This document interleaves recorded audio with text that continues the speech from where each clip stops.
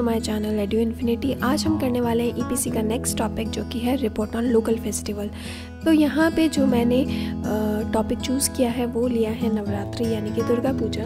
आप उत्तराखंड का कोई भी फेस्टिवल ले सकते हैं, जैसे कि नंदा देवी मेला या पूर्णागिरी मेला, चाहे तो आप सियाल देवी खोटी मेला ले सकते हैं, फूलदेई फेस्टिवल ले सकते हैं, आप उत्तराखंडी होली ले सकते हैं, हरेला हो गया, गंगा दशहरा हो गया, या कोई भी आप फेस्टिवल जो उत्तराखंड स्टेट में सेलिब्रेट होता है, घी संक्रांति हो गया, तो या फिर कंडाली फेस्टिवल हो गया। तो ऐसे बहुत सारे फेस्टिवल्स हैं जो हमारे उत्तराखंड में सेलिब्रेट किए जाते हैं, और आप ऐसे बहुत सारे फेस्टिवल्स को उनका जो डेटा है, उनका जो रिसोर्सेज है वो कलेक्ट करके आप ये जो ईपीसी का पार्ट है आप इसको बना सकते हैं। तो आइए देखते हैं इसको कैसे बनाना है। तो सबसे पहले जैसे कि आप देख सकते हैं कि आप कवर पेज अपने हिसाब से डिज़ाइन कर सकते हैं।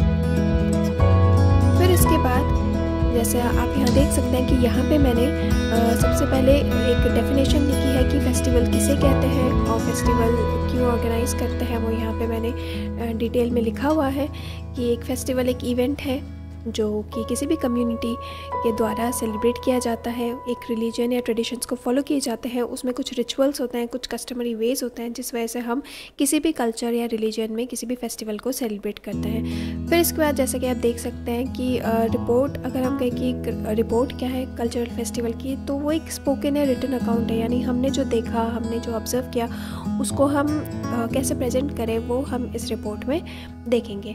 तो इसमें जो नेक्स्ट पेज है, मैंने इसमें जो हाइलाइट्स लिए हैं वो लिए हैं कि नवरात्रि और दुर्गा पूजा का सेलिब्रेशन टाइम कौन सा है, उसके बाद जो 9 अवतार्स है दुर्गा पूजा के, दुर्गा माँ के, वो क्या क्या है, देहरादून में कहाँ कहाँ पे ये दुर्गा पूजा सेलिब्रेट किए जाते हैं, ठीक है। फिर उसके बाद जो यहाँ पे जो डेज है मेरे पास कि कौन से दिन होते हैं जो मेन फेस्टिवल के लिए सेलिब्रेट यहाँ पे किए जाते हैं दुर्गा पूजा में। फिर उसके बाद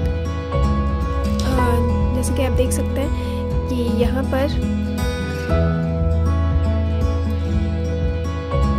फिर मैंने लिया है नीचे की दशहरा मेला जो है वो परेड ग्राउंड में जो लगता है, और इस फेस्टिवल का जो है सिग्निफिकेंस क्या है और ये फेस्टिवल क्यों सेलिब्रेट किया जाता है वो मैंने यहाँ पर लिया है। अब इसके बाद आप देख सकते हैं कि नवरात्रि और दुर्गा पूजा का सेलिब्रेशन टाइम क्या होता है। तो जिस साल मैंने ये प्रोजेक्ट बनाया था तो उस साल जो थी दुर्गा पूजा जो शुरू हुई थी वो सितंबर 29 से अक्टूबर 7 तक शुरू हुई थी। उसके बाद ज़्यादातर ये जो है ये सेलिब्रेशन जो है ये हमारे पास अक्टूबर के महीने में या सितंबर लास्ट के महीने में होता है।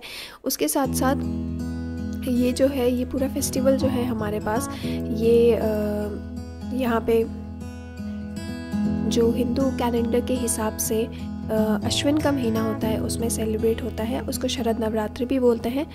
तो यहाँ पे हम असल में जो है जो दुर्गा के 9 अवतार्स हैं, 9 रूप है, उनकी पूजा की जाती है, और देवी दुर्गा को महिषासुर मर्दिनी भी कहा जाता है। तो इस रूप की इस फेस्टिवल में पूजा की जाती है। इसके बाद जो मैंने यहाँ पे पेजेस हैं वो लगाए हैं, जो सारी देवी हैं उनके जो रूप है वो कैसा रूप धारण करती है, उनके क्या रूप हैं, उनके डिटेल्स भी मैंने यहाँ पे लिखे हैं। तो जैसे कि आप देख सकते हैं 9 अवतार्स में पहला जो मैंने लिया है वो है शैलपुत्री का।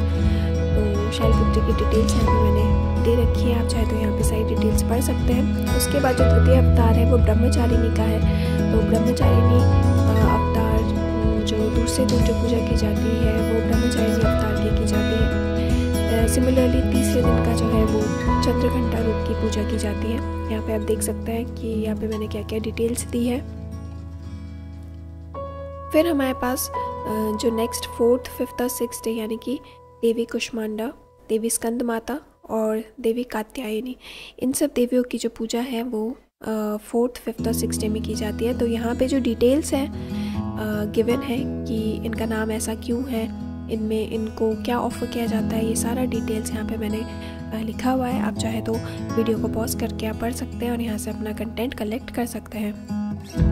उसके बाद पंचमी में स्कंद माता की पूजा की जाती है।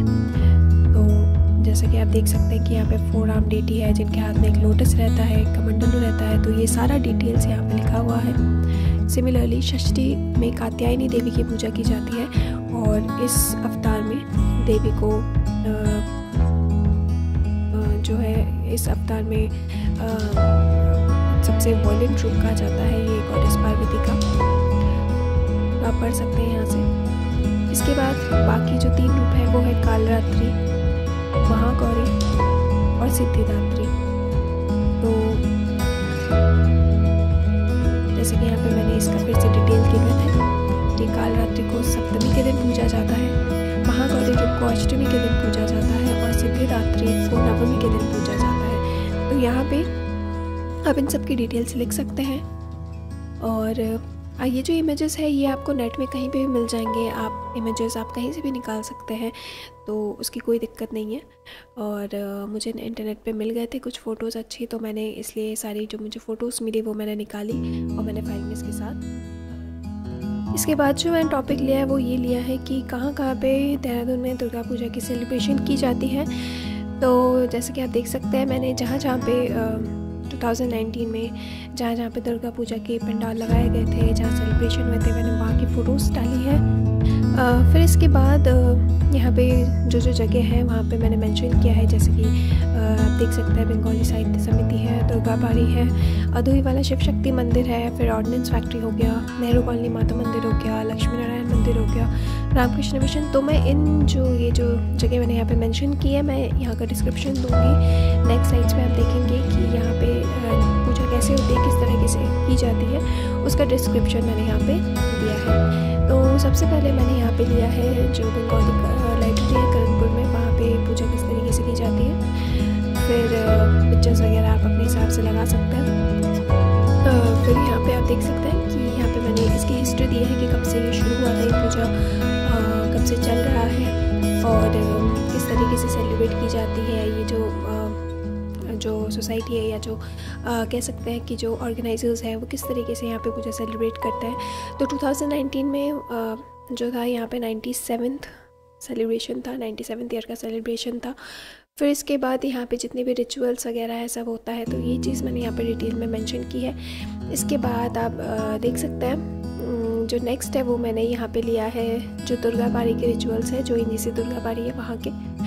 तो इसमें ये जैसे कि आप देख सकते हैं कि यहाँ पे मैंने वहाँ का एक हिस्ट्री लिखा हुआ है कि कब से वहाँ पे पूजा होना शुरू हुआ है। तो 1956 से असल में वहाँ पे शुरू हो गया था, तो तब से लेके आज तक ये सेलिब्रेशन चलता आ रहा है। और साथ के साथ यहाँ पे हमारे पास जो इस्टेब्लिशमेंट है वो यहाँ पे बहुत कल्चरल फेस्टिवल्स भी करवाती है, सोशल कल्चरल एक्टिविटीज़ भी करवाती है।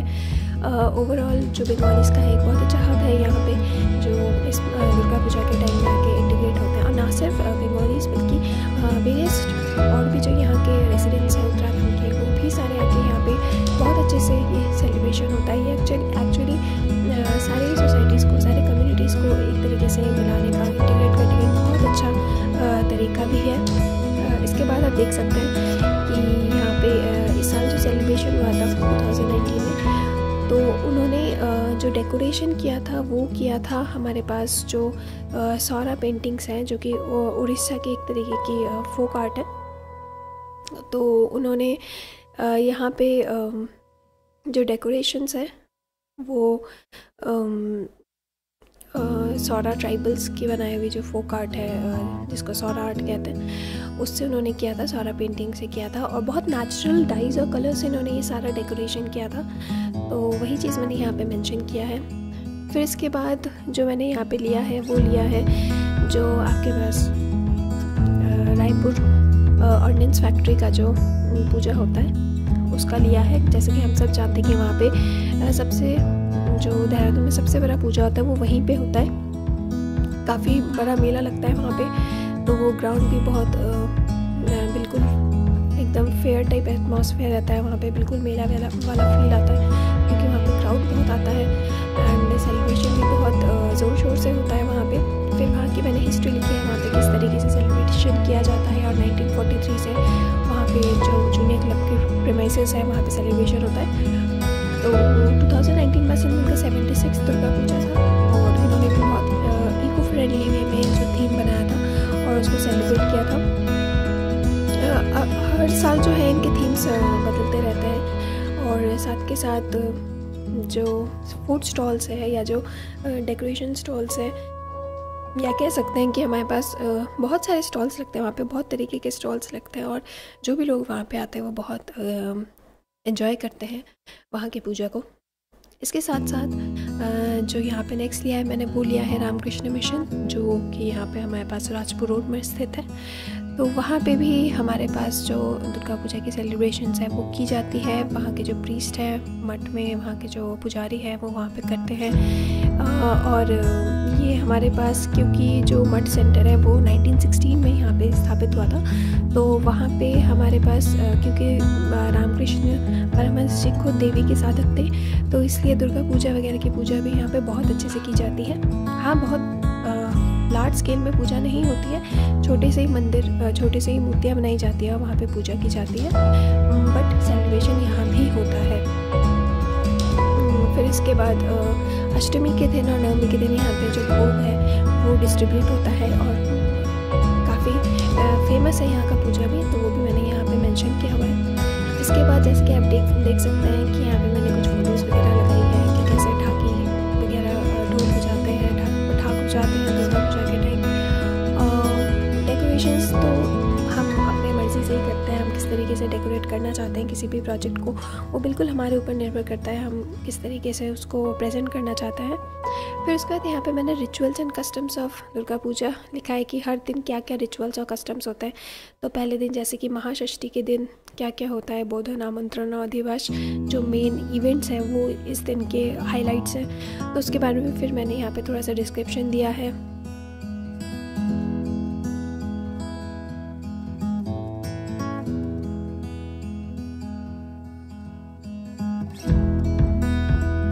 फिर जो है यहाँ पे मेरे पास नेक्स्ट महासप्तमी के दिन जो कोलाबो नवोपुत्रिका पूजा वगैरह है, कालबारम, महास्नान, ये सारा हमारे पास सप्तमी के दिन होता है। तो आप यहाँ पे देख सकते हैं कि क्या क्या रिचुअल्स है, आप यहाँ से पढ़ सकते हैं, आप चाहे तो यहाँ से लिख भी सकते हैं। इस टॉपिक के जो हमारे पास कंटेंट्स है वो बहुत वास्ट है, तो मेरी कोशिश यही रही है कि जितना वास्ट कंटेंट है जहाँ जहाँ से कलेक्टेड है मैंने सब इसमें डालने की कोशिश की है, ताकि जो भी इसको देखे वो आसानी से, मतलब उसको जितना पार्ट चाहिए, कोई अगर छोटा बनाना चाहता है इसको बहुत कंसाइज में भी बना सकता है, कोई अगर ब्रीफ लिखना चाहे तो उसको और छोटा कर सकता है, और कोई अगर इसको एक्सपैंड करना चाहता है तो इसको और भी एक स्पेसिफिक टॉपिक को और भी ज़्यादा एक्सपैंड कर सकता है। तो मैंने कोशिश की कि जितना हो सके वो इसमें कवर अप हो जाए। फिर यहाँ पे मैंने जो है जैसा कि आप देख सकते हैं ये पूरा डिटेल है महासप्तमी के पूजा के दिन की। फिर इसके बाद यहाँ पे मैंने महाअष्टमी के दिन की कुछ पिक्स लगाई है, जो पुष्पांजलि वगैरह की पिक्स रहती है। तो महाअष्टमी में ट्रेडिशनली ये 8th डे है दुर्गा पूजा का, और इस दिन का अपना सिग्निफिकेंस है।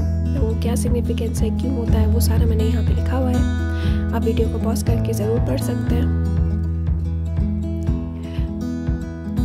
जैसे कि हम जानते हैं कि जो कुमारी पूजा है वो महाअष्टमी के दिन की जाती है, जैसे कंजक जमाते हैं या कन्या जमाई होती है, वो भी अष्टमी के दिन और नवमी के दिन दोनों दिन ही की जाती है।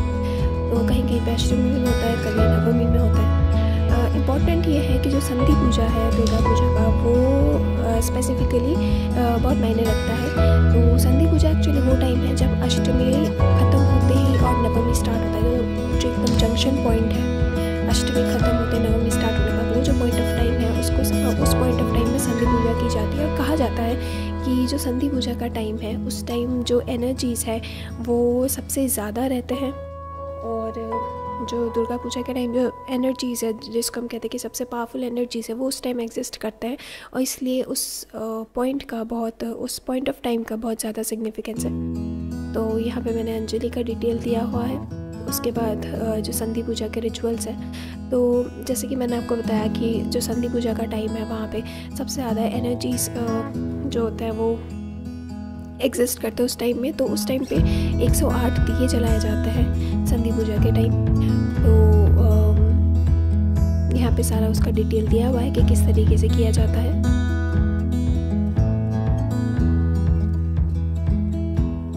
कुमारी पूजा जो है वो हमारे पास कन्या जमाई की तरह ही होता है, बड़े पंडालों में किया जाता है अलग से। और यहाँ पे संधि पूजा की डिटेल्स लिखे हुए हैं। पहले संधि पूजा के टाइम जो है बलि चढ़ाई जाती थी, पर अब क्योंकि बलि की प्रथा, एनिमल सेक्रीफाइस की जो प्रथा है वो ख़त्म हो गई है धीरे धीरे। तो अब जो बलि का जो प्रथा है ये वेजिटेबल्स से किया जाता है, स्पेसिफिक वेजिटेबल्स है जिनकी बलि चढ़ाई जाती है इन प्लेस ऑफ एनिमल्स। तो यहाँ पे वही डिटेल्स लिखे हुए हैं।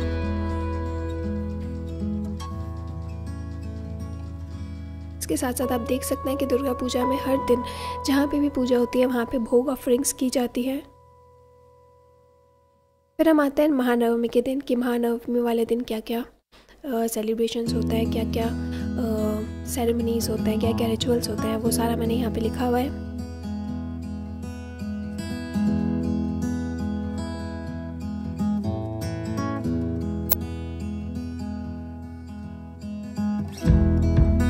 जैसे कि आप देख सकते हैं यहाँ पे जो कन्या पूजन की या कन्या जमाई की जो रिचुअल है जो हम सबके घर में किया जाता है वो भी मैंने यहाँ पे इंक्लूड किया है। तो यहाँ पे मैंने फिर डिटेल लिखा है कि कन्या पूजन क्यों किया जाता है, किस लिए किया जाता है।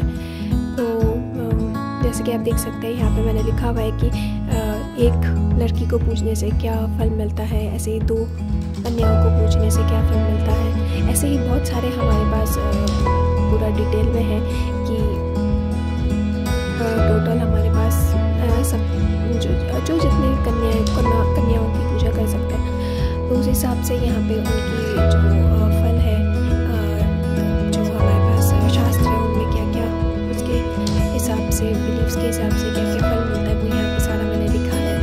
तो ये सारा कंटेंट जो हमें मिल जाता है कहीं ना कहीं पे, तो मैंने कोशिश किया कि इसको एक जगह एक्यूमुलेट करके अच्छे से लिखा जाए।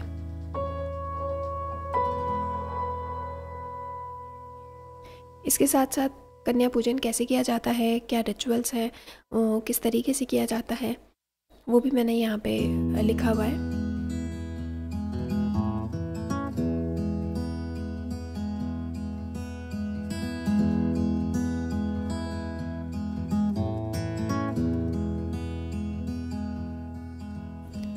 जो हमारे पास दुर्गा पूजा का सबसे इम्पोर्टेंट पार्ट है या बंगालीज़ का जो बहुत इम्पोर्टेंट पार्ट है वो है सिंदूर खेला, जो कि दशमी वाले दिन किया जाता है। तो दशमी वाले दिन दुर्गा माँ के विसर्जन से पहले सिंदूर खेला का जो रिचुअल है वो किया जाता है। तो इसमें जो मैरिड वुमेन है वो एक दूसरे को सिंदूर लगाती है, वो दुर्गा माँ को पहले सिंदूर लगाती है, फिर एक दूसरे के साथ सिंदूर से होली खेलते हैं।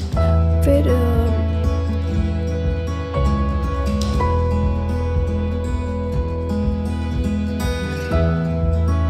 सिंदूर खेला के इवेंट के बाद जो दुर्गा माँ का विसर्जन है वो किया जाता है। विसर्जन की एक अपनी प्रथा है, कहा जाता है कि विसर्जन वाले दिन जो महादशमी वाले दिन है देवी माँ अपने जो आवास है वहाँ पे फिर लौट जाती है और फिर हम यही कामना करते हैं कि अगले साल देवी माँ फिर से धरती पर आएंगी और सबके लिए खुशियाँ लाएंगी। तो इन्हीं सब रिचुअल्स कह सकते हैं, कस्टम्स कह सकते हैं या बिलीव्स कह सकते हैं जिनके लिए हम कोई भी जो फेस्टिवल है वो सेलिब्रेट करते हैं। विसर्जन के बाद एक विजया सम्मेलन जो होता है वो किया जाता है।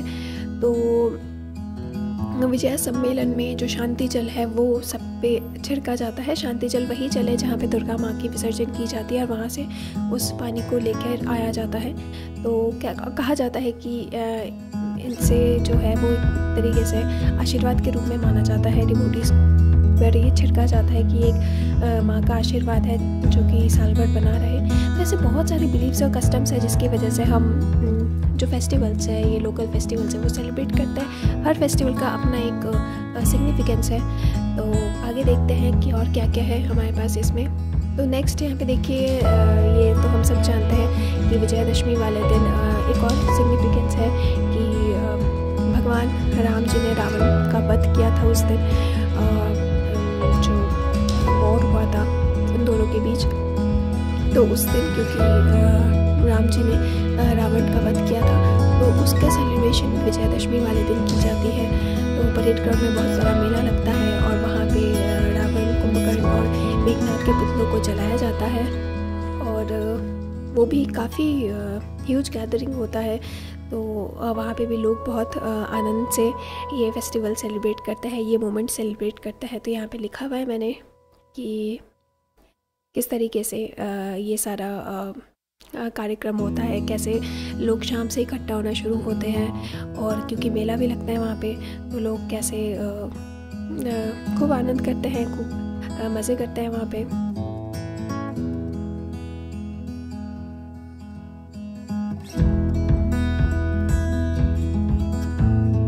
तो ये जो दशहरे का मेला है या कह सकते हैं ये जो रावण जलाने का जो ये ट्रेडिशन है, ये ना सिर्फ परेड ग्राउंड में होता है बल्कि टपकेश्वर हो गया, जूनाभट्टा हो गया, पटेल नगर, प्रेम नगर, बहुत जगह है देहरादून में जहाँ पे सब लोग अपने हिसाब से ऐसे बनाते हैं, जो ऐसे रावण के पुतले बनाते हैं और उसको एंजॉय करते हैं।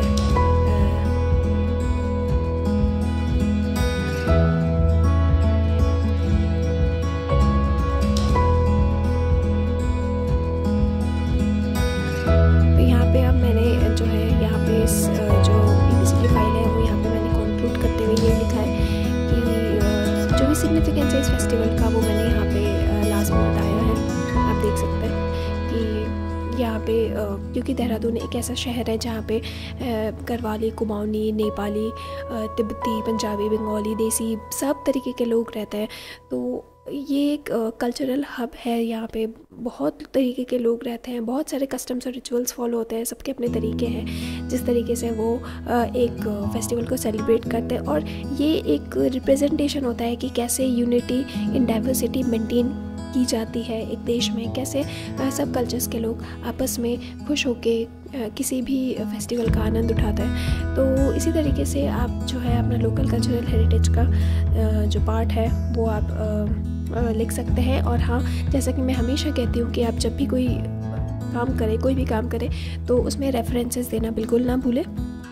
तो मैंने यहाँ पे भी जैसे विकिपीडिया और टाइम्स ऑफ इंडिया से जो मैटर है वो कलेक्ट किया है। तो इस तरीके से आप जो है लोकल कल्चरल फेस्टिवल का जो EPC का काम है वो अपने हिसाब से आप ऐसे कंप्लीट कर सकते हैं। आशा है कि आपको ये वीडियो पसंद आया होगा। अगर आपको ये वीडियो यहाँ तक पसंद आया तो लाइक, शेयर, सब्सक्राइब ज़रूर करें।